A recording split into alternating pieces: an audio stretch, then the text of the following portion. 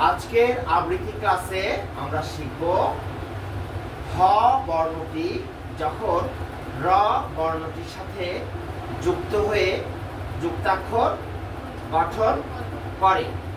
হ বর্ণটি যখন র বর্ণটির সাথে যুক্ত হয়ে যুক্তাক্ষর গঠন করবে তখন ৮০ ভাগ র, কত ভাগ র?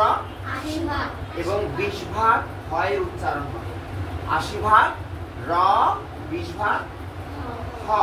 আমরা একটু অনুশীলন করি।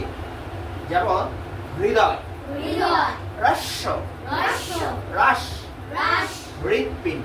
হৃৎপিণ্ড। আবার বলছি, হ বর্ণটি হ বর্ণটি যখন যখন র বর্ণটির সাথে যুক্ত হয়ে র বর্ণটির সাথে যুক্ত হয়ে যুক্তাক্ষর গঠন করবে যুক্তাক্ষর গঠন করবে তখন তখন ৮০ ভাগ র ৮০ ভাগ র এবং এবং ২০ ভাগ হ ৩০ ভাগ হ বর্ণটির উচ্চারণ হবে। উচ্চারণ হবে।